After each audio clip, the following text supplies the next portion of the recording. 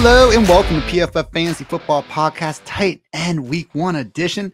I'm your host, Ian Hartitz, and today I want to quickly do a kind of broader look at the entire tight end landscape in terms of who's projected to lead their team in targets, who's looking like more of a number 2, number 3, number 4, what situations do we just want to totally avoid, and then I got some notes on the Week 1 rankings. So another shorter edition, solo edition of these positional previews, just trying to make things a little more digestible for you guys this year. As much as I do love the 2 to 3 hour, game by game previews, I do think in fantasy sometimes we look at things more through a positional lens. So again, just hoping to make this easier on you guys, and of course, just making it easier to win fantasy football championships. Why the hell else are we here after all? So with that said, let's get after it. Again, want to quickly kind of go through these target tiers. We'll have a lot more to talk about after Week 1 with some real data in line, but for now, using PFF projections, using the preseason data that we've been talking about, I think that there are 5 tight ends with a legit chance to lead their entire offense in targets. So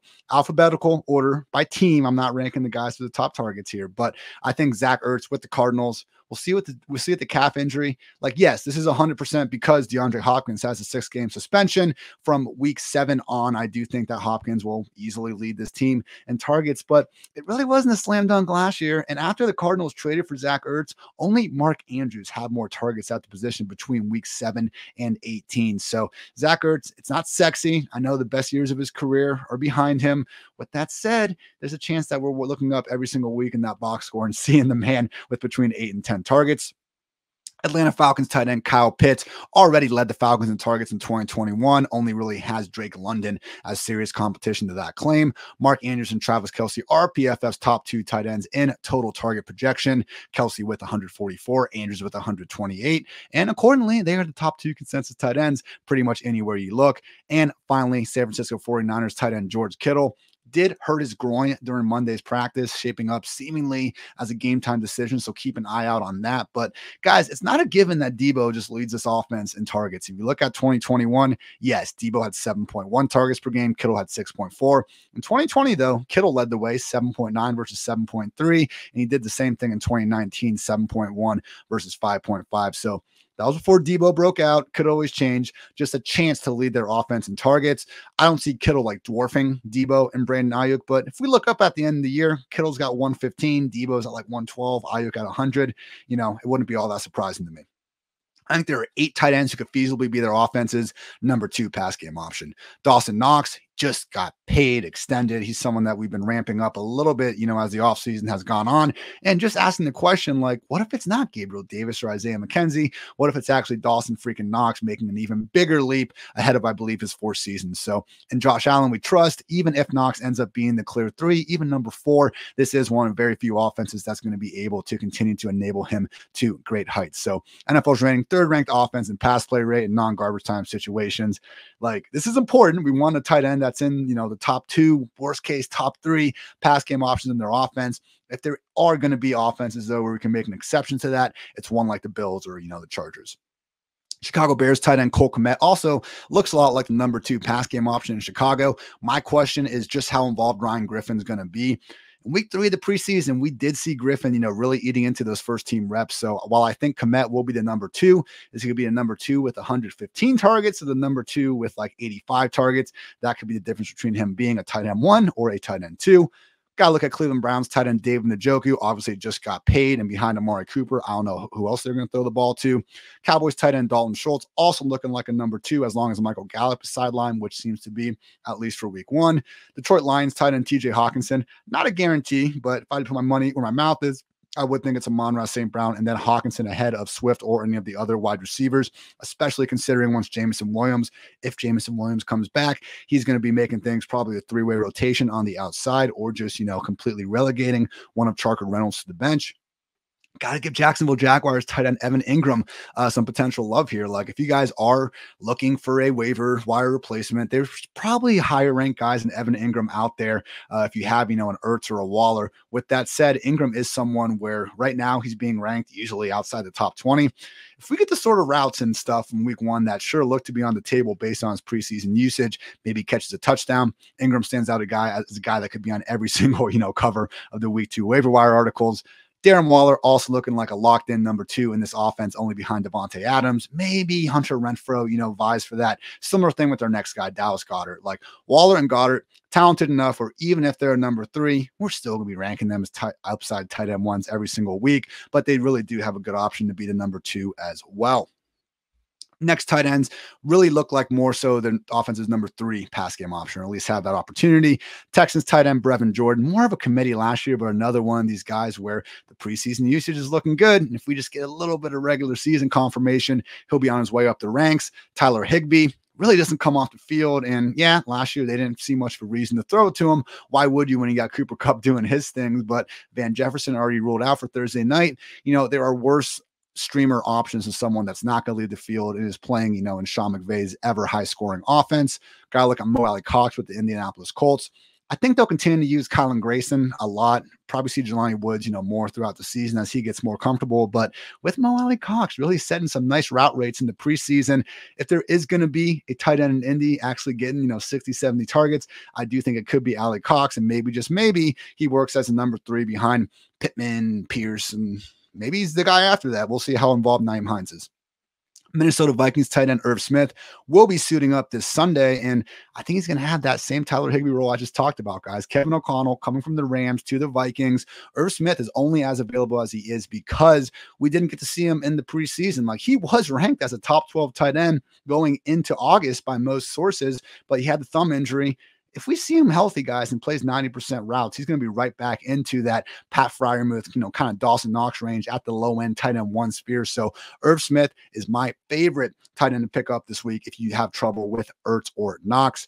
And okay, maybe you have you're in some weird league where Dawson Knox or Dalton Schultz is somehow available even with these injuries. So generally speaking, among tight ends that are, rostered in fewer than 60% of leagues, Irv Smith would be my pick.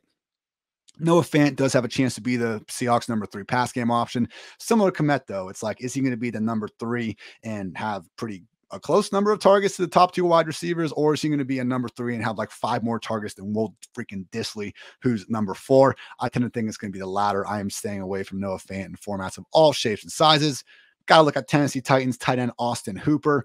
They've usually rotated their tight ends, but man, even if they still do and Hooper just is the one, you look at that wide receiver room behind Robert Woods, who's to say even how many targets he gets. Austin Hooper, one of these guys where he could be a number 3, but probably a passing game just to generally stay away from for the time being.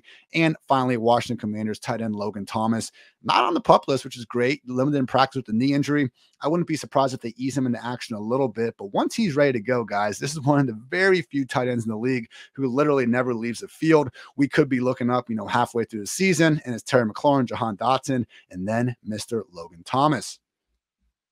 Have a handful of other tight ends that look more like number 4 pass game options. I'm not going to run through every situation the same way because generally we're not going to want to roster a lot of these guys for right now. But Hayden Hurst with the Bengals taking over CJ Uzomah's full-time role seemingly from last year. We want that confirmation for sure, though, before we really trust him.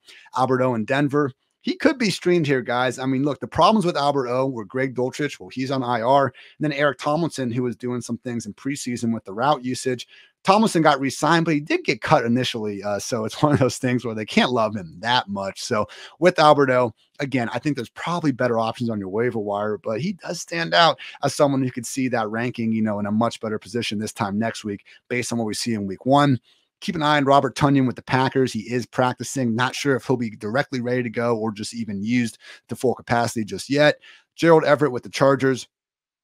Deeper, conversation, basically, I would not be against, playing Everett over even someone like Irv Smith. I'd say those are my top 2 replacement options because Everett, with the money he got, he looks really in line to basically have the same role Jared Cook had last year, which yielded 85 targets for Jared Cook. Shout out Matt Harmon, Yahoo Sports. He was talking wide receivers with us earlier this offseason. He's now taking over for Liz Loza, talking to Austin Eckler every week. And he also got to talk to Justin Herbert, and basically unprompted, both these guys were just talking about what Gerald Everett can bring to the fold. So Gerald Everett, I get it. I'm telling you right now, he's probably the number 4 pass game option in this offense, but similar to Dawson Knox, if we're going to take a potential complementary piece, it might as well be one from the Bills or Chargers.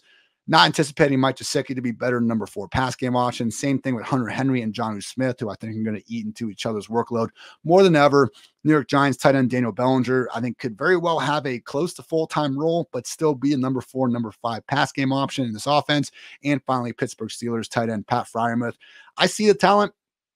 I don't hate betting on talent sometimes, but man, guys, when we have Pickens, Claypool, Deontay Johnson, Najee Harris, and we have Mitch Trubisky being the guy that needs to enable all these pieces, I am okay being a little bit lower on Pat Freiermuth for a time being, especially considering there's still a chance that freaking Zach Gentry is going to eat in to the workload. I hope it's not a thing and I can shut the hell up about Zach Gentry from this point forward. I still think it is a potential risk for Freiermuth.